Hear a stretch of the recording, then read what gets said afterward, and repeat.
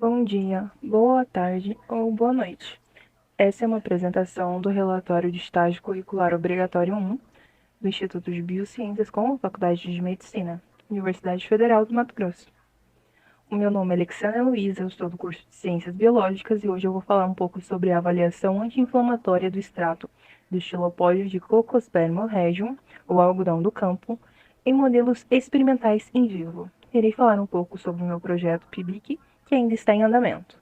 Vamos então falar um pouco sobre a inflamação em si. A inflamação ela é dividida em duas etapas, a aguda e a crônica. A inflamação aguda é a inicial, uma resposta do corpo de forma imediata e de pouca duração. Os sinais dessa resposta inflamatória tendem a ser a vasodilatação, que vai causar a vermelhidão e o calor, além do aumento da permeabilidade vascular, que irá causar um edema no corpo, e o aumento da pressão, causando então tensão no tecido, que gerar dor e perda de função. Essa inflamação é mediada por células de defesa do nosso sangue.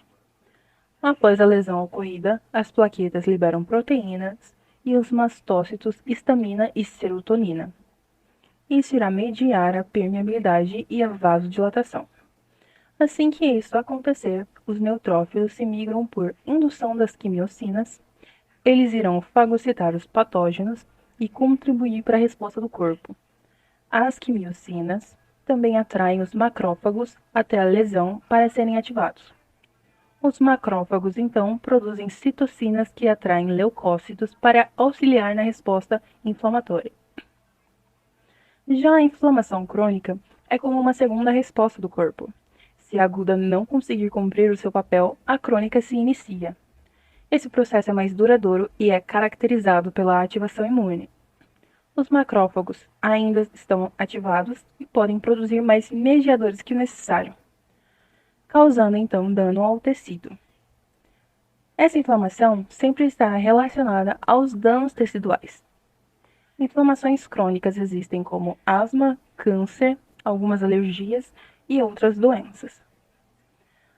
A inflamação é um mecanismo de defesa do nosso corpo, que atua destruindo, diluindo ou isolando um determinado causador da lesão ou inflamação.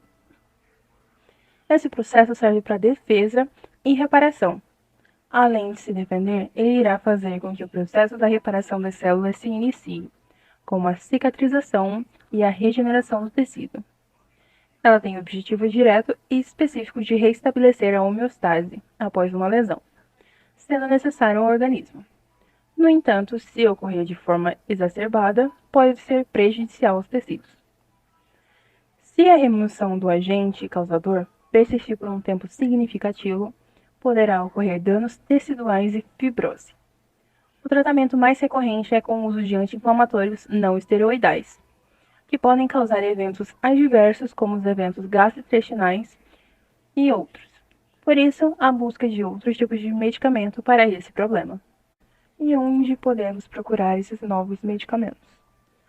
As plantas medicinais são qualquer vegetal que seja usado órgão, tecido, substâncias para fins terapêuticos. A diferença entre a planta medicinal e um fitoterápico é na sua formação. De acordo com a Anvisa, as plantas medicinais curam ou aliviam as dores das comunidades com suas tradições de uso de plantas como medicamento natural. Eles sabem como colher, como plantar e como preparar infusões e chás. Já os fitoterápicos utilizam uma planta medicinal na sua produção industrial. As plantas medicinais têm sido uma fonte de matéria-prima na busca de novos anti-inflamatórios. Elas estão ligadas diretamente à etnobotânica, o estudo da interação das pessoas junto com o organismo vegetal. É uma área onde se procura conhecer os usos que são dados por povos indígenas, comunidades quilombolas e muitas outras comunidades tradicionais. O conhecimento gerado por esse resgate do saber popular deve ser preservado, pois por meio deles a comunidade consegue se manter mais saudável, podendo utilizar algumas plantas para sua renda financeira, auxiliar futuros trabalhos científicos e também podendo garantir a preservação de uma área por meio de um modelo guarda-chuva de proteção e espécies de interesse comercial. Entre essas espécies de plantas medicinais, tem a Cocospermum regium, que é um arbusto pertencente à família Bichaceae, popularmente conhecido por diversos nomes, como algodãozinho do campo. É uma planta nativa e não endêmica, ocorrendo nos biomas da Amazônia, Cerrado e Mata Atlântica do Brasil, além da Bolívia e Paraguai. Embora algumas subpopulações estejam protegidas em unidades de conservação, a espécie merece atenção, devido ao seu potencial medicinal que suas raízes possuem, um fator que estimula o extrativismo intenso por algumas pessoas e causa morte ao indivíduo. Assim, futuramente a espécie pode ser caracterizada como ameaçada de extinção. E como é a sua preparação? Popularmente, o algodão do campo é utilizado em lascas ou pó no preparo de suas infusões. É 1 grama por litro em água. Tomar 3 xícaras de chá por dia vai equivaler a 600 ml para o tratamento de gastrites, úlceras, inflamações uterinas, intestinais e ovarianas, além de cravos, espinhas, manchas na pele, artrite, como regulador menstrual e muitos outros. Ainda, o xilopódio dessa espécie tem metabólitos secundários como o ácido gálico, rutina, morina e outros. Com relação a propriedades farmacológicas, diferentes tipos de extrato dessa espécie têm atividade graçoprotetora, antibacteriana e antifúngica, além de outras como antioxidante, antipirglicêmica e outros, além de possuírem uma baixíssima toxicidade aguda em ratos e camundongos. E quais foram os materiais e os métodos utilizados nesse trabalho? Começando pelos animais, foram utilizados camundongos machos com peso de 23 gramas por média, obtidos no biotério central da UFMT, mantidos em uma temperatura de 25 graus Celsius, com uma variação de 2 graus, mantidos em claro e escuro de 12 horas. Os animais receberam a ração padrão, água à vontade e a ração foi removida 12 horas antes do experimento. Foram seguidas as normativas do CONSEA e os experimentos foram previamente aprovados pela Comissão de Ética no Uso de Animais. Esses animais receberam a eutanásia em dose letal com anestésico de xilazina e cetamina, via intraperitoneal. O xilopódio de algodão do campo foi coletado em Várzea Grande e foi identificado pelo professor Germano do Herbário da Universidade Federal de Mato Grosso. O professor Germano é um taxonomista e ele depositou sobre o número 43.532 no mesmo herbário. A planta foi verificada no site theplantlist.org e foi armazenada uma amostra no material do herbário. Para a preparação do extrato, o xilopóide foi limpo, sem as raízes, seco em estufa a 40 graus Celsius, triturado em um moinho de facas com peneira com malha 40, macerado por 7 dias em uma solução hidroetanólica 70% a 20 graus Celsius, 25 graus Celsius. Após a maceração, o material foi filtrado e o solvente eliminado em rota evaporadora. Após liofilizado, o extrato foi diluído em água para a realização dos ensaios posteriores para a obtenção do extrato final. Para a realização do teste de peritonite induzida, foi utilizada via intraperitoneal lipossacarídeos de Escherichia coli. E esse procedimento foi realizado 1 hora após a lavagem dos animais com água destilada. Foi utilizada 3 doses do extrato, 25, 100 e 400 mg por quilo, além do dexametasona utilizado como padrão, 0,5 mg por quilo. Um grupo recebeu apenas água destilada, outro salina 0,9% estéril e via intraperitoneal, o chão. 6 horas após a injeção do LPS, foi injetado 3 ml de PBS parizado a 0,1% e o lavado peritoneal foi coletado para a contagem total e diferencial de leucócitos. O lavado foi centrifugado e o sobrenadante armazenado a menos 86 graus Celsius para a determinação dos demais ensaios. Para a realização da análise estatística dos resultados, os dados foram aplicados a testes, que foram expressos em termos de média, que envolviam variáveis contínuas. Para gerar uma comparação entre mais de duas médias, foi aplicada a análise de variância ANOVA. Após se notar uma discordância estatística, o teste SNK. Esses resultados, então, foram expressos pela mediana e suas comparações foram feitas seguidas do teste. Para a apresentação dos resultados, temos que levar em conta os leucócitos totais, as células mononucleares e as células polimorfonucleares. Na realização do ensaio de peritonite induzida por LPS, foi observado que, conforme na figura abaixo, o número de leucócitos totais aumentou 250% no grupo veículo comparado ao grupo chão. O tratamento oral dos camundongos com extrato hidrotenólico do xilopódio foi em dose de 25, 100 e 400 mg por quilo, e alterou significativamente o número de leucócitos quando comparados ao grupo veículo, sendo o tratamento, então, nessas doses, reduziram respectivamente em 54%, 66% e 58% o número de leucócitos. A droga padrão utilizada foi a dexametasona, a 0,5 mg por quilo, que reduziu então em 70% o número de leucócitos totais quando comparados ao grupo veículo. Nessa próxima figura, podemos observar o número de células mononucleares, que aumentou respectivamente 119% em comparação ao grupo chão. O tratamento oral dos camundongos com extrato hidrotenólico do xilopódio em doses 25, 100 e 400 alterou significativamente o número de células mononucleares, quando comparados ao grupo veículo, sendo o tratamento nas doses respectivas, ele diminuiu em 33, 56 e 41% o número de células mononucleares. A dexametasona reduziu então em 51%.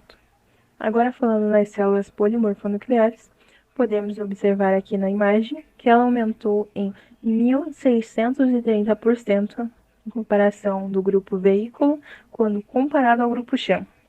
O tratamento oral dos camundongos com aquelas doses já determinadas também alterou significativamente. Quando comparados ao grupo veículo, as doses de 25%, de 100 e de 400 reduziram o número de 81%, 84% e 82% o número de células polimorfonucleares. Já a dexametasona reduziu em 86%. Agora irei então explicar os resultados. Um dos eventos observados durante o processo inflamatório é o recrutamento dos leucócitos para o local lesionado, sendo que os macrófagos teciduais irão ser ativados e liberam mediadores, que farão o recrutamento de mais células inflamatórias mononucleares e polimorfonucleares, sendo os neutrófilos as primeiras células a chegarem em maior abundância na inflamação aguda. Para a realização da atividade inflamatória, em relação ao extrato, foi utilizado a estimulação das células por peritonite aguda em camundongos por LPS, conhecido por causar o recrutamento de leucócitos para a cavidade peritoneal, principalmente os neutrófilos. Com o uso do extrato, podemos observar que ele teve uma eficácia bem parecida com a droga padrão, o dexametasona. Sua concentração não teve diferença estatisticamente e o número de leucócitos totais, células mononucleares e polimorfonucleares diminuíram, em comparação ao grupo veículo. Além do recrutamento de células inflamatórias, é possível observar alterações vasculares como o aumento da permeabilidade vascular e edema, além do aumento dos mediadores pró-inflamatórios. Assim, então, é necessário a realização de mais testes em relação à permeabilidade vascular, dosagem de citocinas, para saber se o extrato tem uma função positiva apenas com a peritonite ou com o processo geral da inflamação. Observando esse resultado ainda incompleto, já podemos gerar hipóteses e questões a serem desenvolvidas para a procura de um anti-inflamatório descendente do Cocospermium regium, planta ao qual beneficiaria não somente as comunidades que possuem conhecimento familiar tradicional, mas toda a população geral com a criação de um novo medicamento. Essa foi a parte do meu relatório, ao qual eu expliquei o projeto ao qual eu trabalho, e agora eu vou falar um pouco sobre o meu laboratório. O laboratório de farmacologia fica situado na Faculdade de Medicina, na UFMT, e ele é classificado pela CAPES como nota 5. Possui o supervisor professor Dr. Domingos Tabejara, há mais de 37 anos trabalhando lá. O laboratório está dentro do programa de pós-graduação em Ciências da Saúde e é destinado aos profissionais da área da saúde, especialmente as localizadas na região norte mato-grossense. E qual foi a minha experiência pessoal no laboratório? Eu aprendi a importância de manter um local esterilizado, aprendi a manipular animais e a proceder experimentos em machos e fêmeas para o intuito farmacêutico. Realizei gavagens, injetei via intraperitoneal, aprendi como se anestesia um animal com uma dose específica para o peso e como dar a dose letal. Aprendi também a realização do deslocamento cervical quando necessário. Participei de trabalhos dentro do laboratório de outros colegas, como auxiliar nos trabalhos in vitro, desde a preparação dos meios de cultura com a esterilização dos objetos na autoclave, até no envolvimento com as células.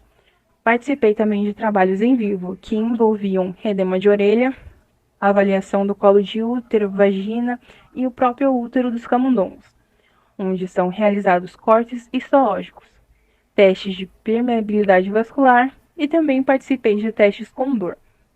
Participei também nos processos de preparação de extrato de vários testes realizados.